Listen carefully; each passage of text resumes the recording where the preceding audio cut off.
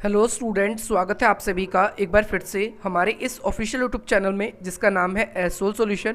मैं चंदन कुमार हाजिर हूँ आप सभी के सामने अपनी एक और नई वीडियो के साथ। सो गाइस, आज की इस नई वीडियो में हम बात करेंगे उन सभी स्टूडेंट्स के लिए जो कि एसओएल के, एनसी वेब के या फिर रेगुलर कॉलेज के स्टूडेंट हैं या देश की किसी भी यूनिवर्सिटी के यूजी या पीजी के स्टूडेंट हैं और उन्हें इंटरनेशनल रिलेशन यानी अंतर्राष्ट्रीय संबंध आईआर पढ़ना है। और भाई वो यथार्थवाद की मूल मान्यताओं या फिर यथार्थवाद के क्या क्या जो यथार्थवादी सोच है, यथार्थवादी जो सिद्धांत है, उसके जितने भी इंपॉर्टेंट पॉइंट्स हैं यानी यथार्थवाद के बारे में आप लोगों को पता होना चाहिए। यथार्थवाद एक ऐसा क्वेश्चन है जो आपके एग्जाम में ज़रूर पूछा जाता है और ये वो पॉइंट्स हैं जो आप लोग यथार्थवाद से जुड़े कोई भी क्वेश्चन के अंदर आप लिख सकते हो और ये बिल्कुल सफिशिएंट आंसर होगा।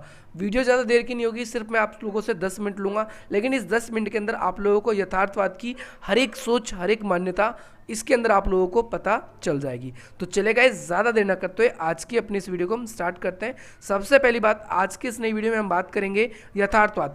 आप लोगों को समझना है, हम आदर्शवाद के बारे में ऐसे ही बात कर चुके हैं जिसमें 11 मिनट में हमने पूरा का पूरा आदर्शवाद आप लोगों को समझाने का कोशिश किया है, समझाने का प्रयास किया है कि भाई आदर्शवादी व्यवस्था जो होती है वो यथार्थवाद से कैसे अलग है। यानी आदर्शवाद के बारे में अगर आपसे एग्जाम में क्वेश्चन पूछा जाता है कि भाई आदर्शवाद की मूल मान्यताएं क्या है, क्या क्या पॉइंट्स है जो आदर्शवादी व्यवस्था को बताने का प्रयास करती है, वो हमने बेसिकली आप लोगों को बता दिया।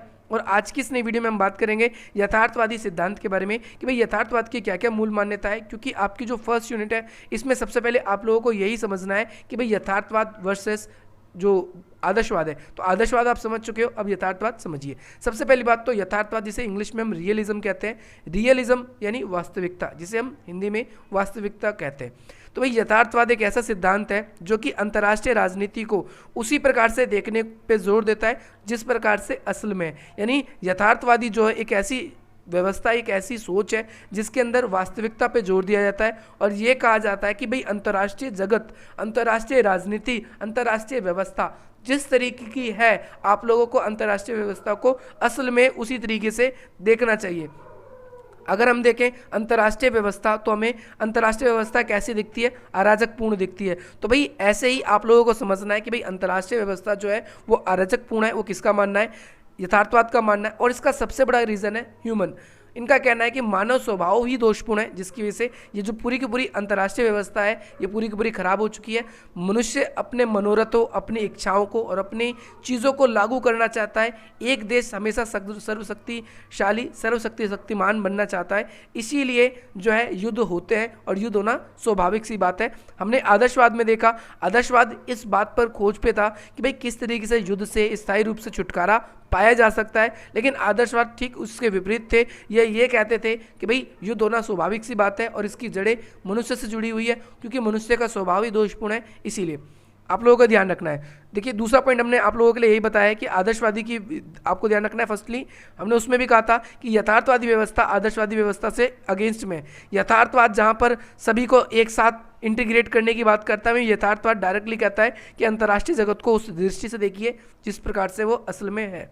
और ये जो यथार्थवादी व्यवस्था है ये आदर्शवादी व्यवस्था के विरुद्ध में माना जाता था। और आदर्शवादी व्यवस्था का कहना है कि युद्ध होना, भाई युद्ध को हम टाल सकते हैं, युद्ध को रोक सकते हैं, अंतर्राष्ट्रीय संस्थाओं के जरिए, नैतिक नियमों के जरिए हम युद्ध को टाल सकते हैं। परंतु यथार्थवाद का कहना है बिल्कुल भी नहीं, युद्ध होना जो है वो स्वाभाविक सी बात है, क्योंकि इसकी जो जड़ है वो मानव स्वभाव के कारण है। और मानव का जो स्वभाव है वो कैसा है? अराजकपूर्ण है। कैसा है वो?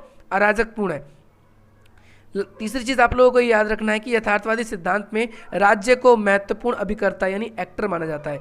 यथार्थवादी सिद्धांत का एक रूप आप लोगों को यह भी याद रखना है कि राज्य जो है वो मेन एक्टर है, राज्य जो है वो मेन अभिकर्ता होता है। आप लोगों को यह भी ध्यान रखना है। लेकिन राज्य की स्थिति जो है वो बहुत सारे एमएनसीज की बढ़ने के कारण में राज्य आज दोबारा से कमज़ोर होता जा रहा है और इसी वजह से यथार्थवाद की आलोचना भी होती है कि भाई एमएनसी की जैसे जैसे प्रभाव बढ़ रहा है, एमएनसी या फिर जो हम कह सकते हैं विदेशी या बाहरी कंपनियां हैं आपके देश में जैसे आ रही है ऐसे आपका सरकार कमज़ोर हो रहा है। आपने ये ग्लोबलाइजेशन वाला कॉन्सेप्ट जो है इंटरनेशनल रिलेशन में एक क्वेश्चन आता है, उसमें आप अलग से पढ़ेंगे कि भाई बाहरी कंपनियों के आने से सरकार कैसे कमज़ोर हो रहा है, सरकार कैसे कमज़ोर हो रही है। तो इस वजह से यथार्थवाद की आलोचना भी की जाती है।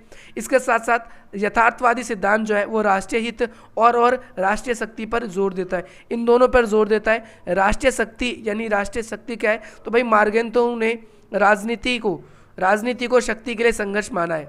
यानी मार्गेंताउ ने क्या कहा है कि राष्ट्रीय शक्ति का मतलब क्या है कि भाई इन्होंने कहा है कि राजनीति के लिए शक्ति ही क्या है, राष्ट्रीय शक्ति है। बहुत सारे देश क्या कर रहे हैं, आज अपनी शक्ति को इंक्रीज कर रहे हैं, और उसका रीज़न क्या है, रीज़न बिहाइंड इट यही है कि अपने आप को सर्वशक्तिमान बनाना चाहते हैं और पूरी दुनिया में अपना वर्चस्व कायम करना चाहते हैं। और ज़्यादातर देशों को ऐसा लगता है अगर हम शक्तिशाली हैं तो सभी देश हमसे हितैषी रहेंगे। आसान शब्दों में शक्ति एक व्यक्ति को एक वो पावर देता है, एक वो सामर्थ्य देता है जिसके ज़रिए वह अन्य व्यक्ति के मन मस्तिष्क पर अपना कंट्रोल कर लेता है। यानी पावर एक ऐसी चीज़ है जिसके ज़रिए आप क्या कर सकते हो, दूसरे व्यक्ति से अपने मर्जी के कार्य करवा सकते हो। इसको इंग्लिश में मार्गेंताउ कहते हैं man control over the mind and the action other man. यानी कैसे मनुष्य अगर शक्तियों को हासिल कर लेता है तो किस तरीके से वो दूसरे लोगों से अपने कार्य को, अपने मनोरथनों को, अपनी चीज़ों को वो करवा सकता है। अगली चीज़ आप लोगों को याद रखना है राष्ट्रीय हित। राष्ट्रीय हित होता क्या है, देखिए दो चीज़ें थी, एक राष्ट्रीय शक्ति और एक राष्ट्रीय हित, दोनों अलग अलग हैं। एक राष्ट्रीय शक्ति पावर और दूसरा है आपके राष्ट्र की हित।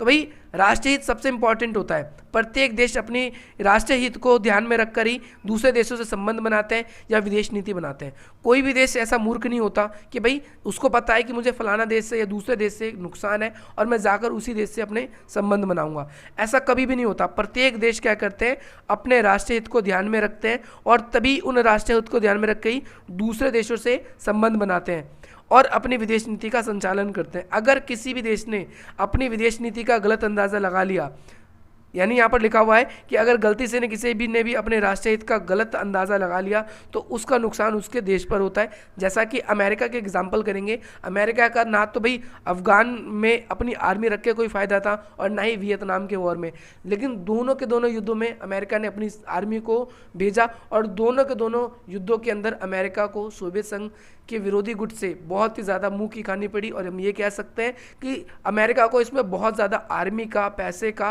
और संसाधनों का, तीनों का लॉस हुआ। तो जो भी देश अपनी विदेश नीति का गलत अंदाज़ा लगा लेता है उस देश का विनाश पक्का हो जाता है।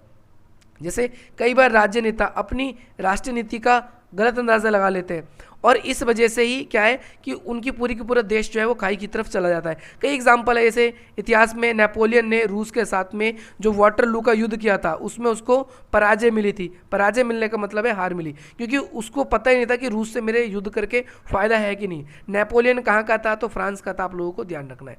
दूसरी चीज़, हिटलर ने भी अपनी गलत विदेश नीति का अंदाज़ा लगाया, यानी हिटलर ने अपनी इच्छाओं को अपने देश के ऊपर थोपने की कोशिश करी और यही रीज़न है कि भाई हिटलर की वजह से पूरा का पूरा जर्मनी है वो सेकंड वर्ल्ड वॉर में बर्बाद हो गया। जहां फर्स्ट वर्ल्ड वॉर के बाद में बहुत तेजी से वो आगे बढ़ा था, वहीं हिटलर की कुछ अपनी खास स्वार्थपूर्ण नीति के कारण वो पूरी तरीके से अपने देश को खाई की ओर ले जाता है। तीसरा पॉइंट हम बात करेंगे राष्ट्रीय सुरक्षा। ये भी एक देश के लिए बहुत इंपॉर्टेंट होती है। जो हेनरी किसिंगर है, ये लेखक है, यथार्थवादी है, इनका ध्यान रखना है। इन्होंने राष्ट्रीय हित को ही राष्ट्रीय सुरक्षा बताया गया, यानी आपका अगर राष्ट्रीय हित सुरक्षित है तो आपका पूरा का पूरा राष्ट्र भी सुरक्षित है। और हर एक देश को अपनी देश की जो सुरक्षा है उसी को पहली और अंतिम प्राथमिकता देनी चाहिए, यानी किसी भी देश को अपनी सुरक्षा से कोई भी समझौता नहीं करना चाहिए।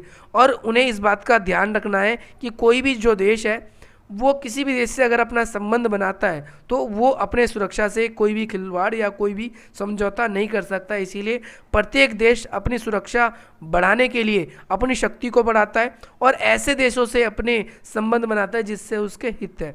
जिस भी व्यक्ति को, जिस भी देश को अगर किसी से सुरक्षात्मक खतरा है, अगर वो उस देश से अपने संबंध बनाता है तो उससे बड़ा कोई मूर्ख नहीं कहा जाता। इसके साथ साथ बहुत सारे ऐसे विद्वान हैं जो आप लोगों को लिख लेना है, जो यथार्थवादी सिद्धांत शास्त्री है, जिसमें हंस जे मार्गेंताउ, E.H. कौर, कौटिल्य, सुनजी, ऐसे बहुत सारे परंपरावादी सिद्धांत शास्त्री रहे हैं। तो भाई इसी प्रकार से आज की इस नई वीडियो में हमने ये देखा कि भाई यथार्थवादी सिद्धांत क्या था, यथार्थवादी सिद्धांत क्या नहीं। और इसी प्रकार की और भी हमारी आगे की वीडियोस भी आएगी जिसके अंदर हम ये देखेंगे कि भाई यथार्थवाद वर्सेस जो आदर्शवाद है इसके अंदर और कौन कौन से क्वेश्चन बन सकते हैं। इसके अलावा ये यथार्थवाद का मेन निचोड़ था, इसमें ह्यूमन का नेचर दोषपूर्ण है, आप लोगों को ये पॉइंट ज़रूर याद रखना है। राष्ट्रीय हित, राष्ट्रीय सुरक्षा और साथ ही साथ राष्ट्रीय शक्ति, ये 3 चीज़ आपको ध्यान रखनी है। राज्य मुख्य अभिकर्ता होता है। ये 5 पॉइंट ऐसे हैं जो मॉर्गेनथाउ ने अपने सिद्धांत के अंदर भी इंक्लूड किया था और आप लोगों को अपने आंसर में भी इसको लिखना है। चलिए गाइस, आज की इस नई वीडियो से अगर आप लोगों को कोई भी वैल्यू मिली हो और इसी प्रकार की इंटरेस्टिंग वीडियोस आप चाहते हो तो आप हमारी वीडियो को लाइक कर सकते हैं, चैनल को सब्सक्राइब कर सकते हैं और अधिक से अधिक मित्रों तक शेयर कर सकते हैं। जय हिंद, जय भारत।